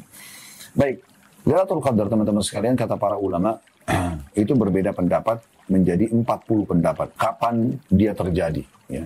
Tetapi yang rajih dan yang paling kuat adalah terjadi berputar di 10 terakhir malam Ramadan yang ganjilnya 21, 23, 25, ya 27 dan 29 ya. Dan riwayat-riwayat yang sahih menyebutkan seperti diriwayatkan oleh Imam Bukhari, taharru Lailatul Qadri fil witri min al-ashr awakhir min Ramadan. Kejar Lailatul Qadar itu di malam-malam ganjilnya di 10 terakhir Ramadan. Ya, jadi tidak ada penyebutan secara khusus malam tertentu, tapi di malam ganjil ini berputar 21, 23, 25, 27 dan 29. Dan juga Nabi SAW mengatakan iltamisuha. Ini hadis riwayat Muslim ya. Dan juga Ahmad ya, nantikan, cari, kejar Lailatul Qadar itu fil ashril awakhir, di 10 terakhir dari bulan Ramadan. Fa in dha'ufa ahadukum, kalau salah satu dari kalian merasa ada halangan, ada rasa lemah ya di 10 terakhir Ramadan, au ajaz, atau dia merasa sudah tidak mampu, fala yaglibanna ala sab'il bawaki, maka jangan luput 7 hari terakhir. Jadi mulai 23 sampai 29. Jadi jangan luput 7 hari terakhir. Berarti menandakan memang dia berputar di malam-malam ini. Makin dekat akhir, maka makin bisa mendapatkan tentunya Lailatul Qadar itu. Ya, tentu ini sangat mulia ya. Ibnu Taimiyah rahimahullah mengatakan, ya bisa saja ada orang yang mungkin diperlihatkan, misalnya dia mimpi, dia lihat terang cahayanya dan segala macam, tapi tidak jadi tolok ukur tentunya. Intinya semua orang akan melewati malam Lailatul Qadar selama dia masih hidup, ya kan? Karena kan berputar di malam-malam ganjil itu, berarti kalau dia masih hidup, dia akan lewati malam 21, dia akan lewati malam 23, dia akan lewati malam 25, dia akan lewati malam 27, dia akan lewati malam 29. Berarti kan dia melewati Lailatul Qadar itu. Cuma tinggal siapa yang diberikan taufik oleh Allah Subhanahu wa taala untuk bisa beribadah di malam itu. Imam Nawawi rahimahullah pernah mengatakan, satu malam saya sedang tidur, kemudian tiba-tiba saya merasa ada cahaya yang mengenai wajah saya. Kebetulan waktu itu saya membuka mata dan saya melihat, rupanya karena masa dulu atap rumah orang dari pelapa kurma, ada celah-celah di antaranya, dan saya melihat bulan sangat terang. Maka saya pun bersangka baik kalau itu adalah Lailatul Qadar, lalu saya bangun untuk sholat malam. Itu bisa terjadi. Tapi bukan berarti sebagai tolok ukur. Makanya Ibnu Taimiyah mengatakan terkadang Allah memperlihatkan kepada sebagian manusia dalam tidur atau dengan sadar sehingga dia melihat cahayanya, atau mendengar ada yang berbicara ya. Dia dengarkan orang berbicara sama yang lain tentang Lailatul Qadar. Terkadang juga ada mungkin yang dia bisa saksikan, tapi tidak terbuka untuk semua orang. Tapi tidak boleh dikatakan, oh Lailatul Qadar itu akan terjadi karena begini dan begitu misalnya. Tidak. Umumnya kata ulama adalah dia akan terjadi. Karena kan dilalui oleh semua orang. Ya. Tetapi dia akan diperlihatkan oleh Allah, akan dimudahkan oleh Allah SWT orang untuk melakukan ibadah di saat itu jauh lebih penting untuk diperhatikan daripada orang harus mengatakan, oh saya harus lihat tanda-tanda khusus baru katakan itu adalah Lailatul Qadar. Seperti itu gambaran para ulama. Al-Hafidz Ibnu Hajar mengatakan bahwa siapa yang melihat malam Lailatul Qadar, ya, sesuatu yang dia sukai untuk merahasiakannya, ya, jadi dia tidak menceritakan, misalnya dia lihat ada cahaya terang, gitu ya, dan tidak mengabarkan kepada orang pun. Hikmahnya bahwa hal itu adalah kelebihan yang Allah berikan untuk dia, karena bisa saja ya, orang-orang menilai negatif. Misalnya ada orang kebetulan lihat malam itu sangat terang dan terang, dia boleh nggak bicara sama istri, sama suami, sama orang terdekat, boleh saja. Kok kayak langit terang banget ya, sekarang pas malam 25 nih, kita ibadah yuk, itu boleh saja. Tapi jangan dia justru menjadikan ini misalnya, semalam Lailatul Qadar loh, saya sendiri dia begini dan begitu. Dia pastikan. Itu jangan. Karena bisa saja mungkin malam 27 lebih terang lagi. Saya pernah menyaksikan sendiri pada saat itu kami lagi di Mekah, subhanallah, di malam 21. Di malam ganjil nih, malam 21, malam 23, malam 25, malam 27, malam 29, semuanya hujan. Dan pada saat itu musim panas. Subhanallah. Saya sempat live kan pada saat itu. Jadi mulai dari menjelang buka puasa sampai menjelang subuh hujan. Dan hujan ini malam-malam ganjil. Jadi kita tidak tahu. Awalnya kita mengatakan, oh subhanallah musim panas. Ini pas hujan malam 21, mungkin Lailatul Qadar. Ternyata malam 23 terjadi juga hal yang sama. Malam 25 terjadi yang sama, 27 jadi yang sama, terjadi yang sama, 29 terjadi yang sama. Kita tidak tahu hikmah Allah SWT. Intinya sebenarnya bagaimana kita memaksimalkan ibadah di malam-malam tersebut. Bahkan sebagian ulama menganjurkan agar Allah Subhanahu wa taala memberikan taufik kepada kita, maka walaupun di malam ganjil kita lebih giat beribadah, jangan juga kendor beribadah di malam genapnya. Karena kita tidak tahu hikmah Allah SWT seperti apa. Ada orang, misal, seperti kita tahu ya, kadang-kadang berselisih tentang penentuan Ramadan. Mungkin di Indonesia, hari ini malam 26. Mungkin di Saudi sudah malam 27, kan gitu. Karena mereka puasa lebih dulu 1 hari misalnya. Baik, Lailatul Qadar yang mulia ini berarti terjadi di orang-orang sedang melewati misal di Mekah. Karena malam 27 misalnya. Bertepatan memang lagi ada banyak tanda-tanda yang memberikan gambaran seakan-akan Lailatul Qadar seperti terangnya langit atau apalah. Orang sangat gembira pada saat itu berdoa. Nah kita sekarang malam 26 di sini, di Indonesia. Apa yang dilakukan? Tetap kita beristihad beribadah. Mungkin kita dapat keberkahan. Gitu kan? Dan bukan mustahil memang Allah SWT misalnya dengan kemahamurahannya, memang karena pendapat ulama diantaranya Abdullah bin Umar bahwasanya setiap orang melihat Ramadan sesuai dengan wilayahnya masing-masing. Tidak bisa dipukul rata, nggak bisa Saudi lihat bulan, lalu kita mengatakan Indonesia juga harus ikut puasa. Nah, Indonesia pun punya hak untuk melihat hilal. Gitu kan? Sebagaimana sudah sering dilakukan oleh pihak pemerintah dan juga MUI kita. Semoga Allah SWT berikan balasan yang baik buat mereka. Jazahumullah khairan tentang masalah ini. Ya, jadi bisa saja kalau memang betul dia terjadi malam Qadar itu di Saudi, kita di sini masih malam 26, besok malam 27, bukan mustahil. Besok terjadi lagi misalnya dengan hikmah Allah SWT, karena Allah memberikan masing-masing wilayahnya sesuai dengan malamnya, itu bisa terjadi, bukan mustahil. Ya. Maka kita jangan luput dari setiap malamnya kita berusaha beristihad ganjil ataupun genapnya tentunya. Ya. Dan pernah ada Abi Dzar, seorang sahabat bertanya radhiyallahu anhu, ya Rasulullah, hal takunu Lailatul Qadar ma'al anbiya? Apakah Lailatul Qadar hanya terjadi pada saat Nabi-Nabi lagi ada? Kayak misalnya Anda ada sekarang, terjadilah Lailatul Qadar itu. Tapi kalau Anda sudah meninggal nanti sudah tidak ada Lailatul Qadar. Fa idza matu rufi'at, kalau seandainya mereka sudah wafat para nabi-nabi tersebut, maka ditiadakan malam itu. Qala alaihi salatu wassalam, Nabi SAW bersabda, bal hiya ila yaumil qiyamah. Lailatul Qadar tetap akan terjadi sampai menjelang hari kiamat nanti. Jadi tidak ada yang mustahil, tetap akan selalu terjadi walaupun tidak ada nabi-nabi. Pernah ada satu sahabat juga, Ubay bin Ka'ab radhiyallahu anhu, menyebutkan ciri daripada Lailatul Qadar kalau terjadi di malam harinya. Yaitu beliau mengatakan, tatlu'u syams fi sabihati yaumiha baydha'u la syu'a'a laha. Matahari terbit pada pagi Lailatul Qadar, cahayanya pun tidak terik. Sebagaimana hadis riwayat Imam Muslim. Maksudnya kata para ulama adalah karena banyaknya malaikat pada malam itu yang turun ke langit, sehingga cahaya terik matahari tertutupi oleh sayap-sayap dan tubuh mereka. Ini kata penjelasan sebagian ulama. Adapun yang mendatangkan tanda-tanda lain, tidak ada hadis sahih yang menetapkan selain daripada ini. Seperti misalnya orang mengatakan malamnya lebih tenang, tidak panas dan tidak dingin, bintang tidak terlihat, atau syaitan tidak sanggup keluar, ya karena keluar dengan terbitnya matahari di hari itu. Atau banyak sekali orang yang mengatakan pohon-pohon terlihat sujud ya kepada Allah. Ya, kemudian air asin berubah jadi manis, misalnya anjing tidak menggonggong, cahaya menyebar di mana-mana. Ini semua tidak ada dalil sahih yang menjelaskannya. Ya. Yang penting tadi saya bilang teman-teman sekalian, bagaimana kita fahami malam ini pasti terjadi dan kemudiannya pasti didapatkan atau akan didapatkan bagi orang yang memaksimalkan malam tersebut. Terlihat tanda atau tidak. Ya. Satu-satunya riwayat yang kata ulama dinukil tentang masalah tadi. Di pagi harinya tidak terik matahari dari Ubay radhiyallahu anhu. Tapi ini juga tidak bisa dikatakan mutlak seperti itu. Ya. Tapi yang jelas kita berusaha beribadah dan sibuk dengan ibadah baik di siang hari maupun malam harinya. Tadi sudah saya bilang Imam Syafi'i rahimahullah sendiri berkata, ya harusnya ya seseorang itu bersungguh-sungguh di siang harinya, ya sebagaimana juga dia bersungguh-sungguh di malam harinya. Maksudnya di Lailatul Qadar itu. Jadi bukan cuma malamnya saja, siang hari dia buat dosa misalnya, siang hari dia lalai, malamnya buat dia mau sholat malam, tidak. Allah Subhanahu wa taala juga akan melihat hati hamba-hambanya. Ya, siapa yang paling ikhlas, ya, siapa yang paling betul-betul semangat mengejar Lailatul Qadar, maka dia akan dikasih. Nah, seperti itu gambarnya. Sufyan ats-Tsauri rahimahullah seorang ulama tabi'in, ya ulama tabi'in yang hidup di Mekah, dan beliau terkenal sebagai salah satu ulamanya, alimnya ulama gitu ya. Di masa itu jadi rujukan juga para ulama. Beliau mengatakan berdoa pada malam hari lebih aku sukai dari sholat. Dan doa di malam Lailatul Qadar masyhur dan terkenal di antara para sahabat. Maksudnya sholat malam ya, tapi doanya jangan lupa. Maksimalkan sholat malam dengan doanya. Hendaknya engkau bersungguh-sungguh wahai saudaraku dan saudariku yang mulia untuk memilih doa-doa yang paling mudah yang terdapat dalam Al-Quran. Yang dahulu Nabi SAW berdoa dengannya atau menganjurkannya. Perlu kita semua tahu bahwa tidak ada doa khusus pada malam Lailatul Qadar yang tidak dibaca selain ia saja. Ada yang boleh berdoa apa saja. Akan tetapi setiap malam berdoa yang sesuai dengan keadaannya. Dari doa yang terbaik yang dipanjatkan pada malam yang penuh berkah ya, adalah apa yang dikeluarkan dari surah An-Nasa'i dalam kitab Amal Yaum wa Laila, atau dalam bab khusus membahas tentang amalan yang harus dikerjakan muslim pada siang dan malam hari. Riwayat Aisyah radhiyallahu anha beliau mengatakan, "Lo alimtu ayya lailatin Lailatul Qadri lakana akthar du'ai fiha an as'alullah al-afwa wal afiyah. Kata Aisyah radhiyallahu anha, seandainya aku tahu kapan malam Lailatul Qadar itu pasti terjadi, niscaya doa yang aku banyak panjatkan adalah meminta pengampunan dan juga ya keselamatan. Jadi kalau kelas Aisyah saja radhiyallahu anha sebagai istri Nabi SAW, tetangga tidur Nabi, yang Nabi turun wahyu kepadanya dan bahkan di rumahnya sering turun wahyu, gitu kan, rumah Aisyah radhiyallahu anha,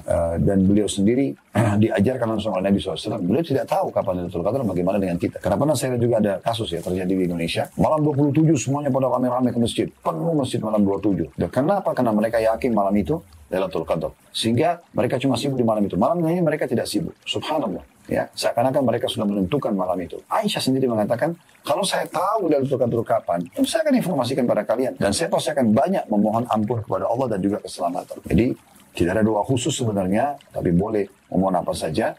Kalau Anda mau jalankan sunnah Nabi SAW, nasihat Nabi SAW kepada Aisyah, Allahumma innaka afuwun tuhibbul afwa fa'fu anni. Ya Allah, sesungguhnya kau suka memaafkan, maka maafkanlah aku. Ya. Ini adalah salah satu bagian yang dibaca. Tapi sangat terbuka seseorang berdoa apa saja di saat itu. An-Nawawi berkata rahimahullah, disukai memperbanyak doa bagi kepentingan kaum muslimin pada malam itu.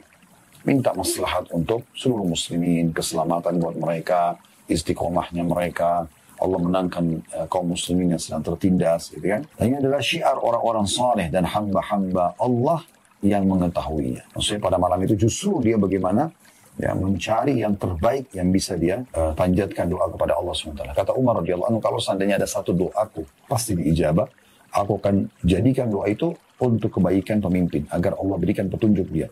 Karena kalau doa untuk diriku sendiri, hanya untukku. Tapi kalau untuk dia, maka masalahnya lebih umum lagi. Belum lagi kalau Anda juga mendoakan orang lain di saat itu. Kata Nabi SAW, saat mendoakan saudaranya muslim, maka ada malaikat di atas kepalanya mengatakan, engkau akan dapat yang sama, engkau akan dapat yang sama. Ya, jadi kita kesempatan ini, apalagi Ramadan nanti, saudara-saudara kita di Gaza, jangan lupakan di Palestina. Ya, dahulukan daripada meminta doa buat diri kita sendiri. Ya, karena memang mereka sangat membutuhkan doa-doa tersebut. Jadi maksimalkan berdoa. Tentu kita boleh doakan diri kita.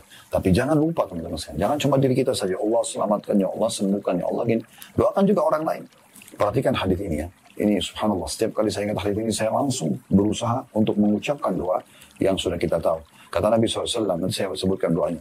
Kata Nabi SAW, tidak ada seseorang muslim yang mendoakan muslim yang lain, kecuali Allah akan berikan dari setiap muslim yang dia doakan, satu pahala. Ya, ini Anda bayangkan, sekarang ada miliaran jumlah muslim. Kalau Anda mengatakan, Allahumma gfir lil muslimina wal muslimat, ya Allah ampunilah semua muslim laki-laki dan muslim perempuan. Wal mu'minina wal mu'minat, dan laki-laki mukmin juga perempuan mukminah. Al ahya minum wal amwat, yang hidup dan juga yang sudah meninggal. Maka ini berarti kita panen semua jumlah umat Islam, satu orangnya satu pahala. Yang hidup misalnya ada 2 miliar, yang meninggal misalnya sudah ada 3 miliar. Kita panen semua pahala. Itu luar biasa. Apalagi memang istilah muslimin itu adalah semua orang yang menyerahkan diri kepada Allah dan menjadi pengikut para nabi, gitu kan? Di masa misalnya Nabi Musa, Nabi Musa seorang muslim, yang beriman pada beliau adalah seorang muslim, sosok muslim semuanya. Kita katakan mereka adalah kaum muslimin, kaum muslimin. Begitu juga kita katakan pengikut Nabi Isa. Nabi Isa adalah muslim, pengikutnya adalah muslim. Setelah sampai datangnya Nabi Muhammad SAW yang beriman pada Nabi Muhammad SAW, dilanjutkanlah istilah muslim pada mereka yang tidak beriman dan Muhammad akan diistilahkan dengan kafir, gitu kan? Maka berapa banyak jumlah kaum muslimin yang kita akan panen pahalanya dengan mendoakan mereka. Dan jangan lupa kalau Anda berdoa di saat itu berarti Anda seperti berdoa 1 tahun ke depan. Karena ini tadi sudah kita jelaskan dalam surah Dukhan ayat 3 sampai ayat 5, ini adalah 1 tahun perkara itu ditentukan ke depannya, ya. Tentu ada takdir yang sifatnya sudah Allah tentukan Lauhul Mahfuz, tapi di malam itu realisasi 1 tahun ke depan. Tahun depan begitu lagi, begitu terus, dan malam ini yang dipilih secara khusus oleh Allah Subhanahu wa ta'ala. Semoga Allah mudahkan kita tentunya teman-teman sekalian untuk selalu menjaga ya kesempatan-kesempatan emas seperti ini, karena memang umur umat Muhammad SAW sangat dibatasi. Kata Nabi SAW, umur umatku antara 60 sampai 70 dan sedikit yang melalui itu. Maka kalau ada orang yang diberikan kesempatan untuk bisa mendapatkan waktu, tempat, ya, kesempatan dalam pelipatan amal, jangan sampai disia-siakan. Seperti misalnya tempat Anda punya kesempatan untuk mendatangi Mekah dan Anda sholat di Masjid Haram, dapat 100.000 pahala. Tadi kan saya bilang, Kalau dari sekarang Anda ikuti acara kami ini baik langsung atau siaran ulang, Allah berikan rezeki, dari sekarang daftar di telepon-telepon untuk melaksanakan ibadah umrah. Umrah Ramadan sama dengan haji bersama Nabi. Plus lagi Anda sholat di Masjidil Haram, 100.000 pahala dibandingkan tempat lain. Kalau sholat sendiri, kalau sholat berjamaah dilipat gandakan 25 sampai 27 kali lipat. Berarti 2,5 juta atau 2,7 juta pahala sholat yang Anda dapatkan. Satu kali Anda sholat Isya misalnya di Masjidil Haram berjamaah sama dengan 2,7 juta kali atau 2,5 juta kali lebih dibandingkan sholat di Indonesia. Itu Anda kerjakan di setiap hari. Kalau Anda kerjakan di Lailatul Qadar, dilipat gandakan lagi 83 tahun plus 4 bulan. Lalu kenapa Anda tidak lakukan? Maksimalkan. Ini kesempatan emas, ya. Jadi jangan sampai sia-siakan. Ya, kalau Anda tidak punya kesempatan, innamal a'malu binniyat. Anda belum punya harta misalnya. Oke, semua sesuai dengan niatnya. Kita niatkan agar Allah SWT memudahkan buat kita. Kalau kita belum dapat, belum bisa, ingat sabda Nabi SAW dalam hadis Bukhari, man hamma bi hasanatin walam ya'malha. Siapa yang ingin mengerjakan satu perbuatan baik dan dia belum sempat mengerjakan, kutiba lahu hasanatun kamil. Dicatatkan baginya satu pahala lengkap. Fa in amilah, kalau dia kerjakan apa yang sudah diniatkan, ternyata dia dapat kesempatan untuk umrah Ramadan, untuk Lailatul Qadar di Mekah misalnya, maka kutiba lahu asyru adhafiha. Dicatatkan baginya 10 kali lipat ila 700 difin, sampai 700 kali lipat ila adhafin katsira. Sampai kelipatan-kelipatan yang banyak. Allahu a'lam. Baik, semoga saja Allah memberkahi majelis kita, mengikhlaskan niat kita dan memudahkan kita untuk mengamalkan ilmu yang sudah kita dapatkan, dan semoga Allah Subhanahu wa taala menjadikan kita orang yang konsisten atau istiqamah untuk selalu berada di atas iman dan ilmu serta Islam ini sampai ajal datang, sehingga kita bisa mendapatkan balasan yang sudah dijanjikan untuk masuk dalam surga Allah yang luas. Kalau benar dari Allah, kalau salah dari saya mohon dimaafkan. Subhanakallahumma bihamdika asyhadu an la ilaha illa anta astaghfiruka wa atubu ilaik. Wassalamualaikum warahmatullahi wabarakatuh.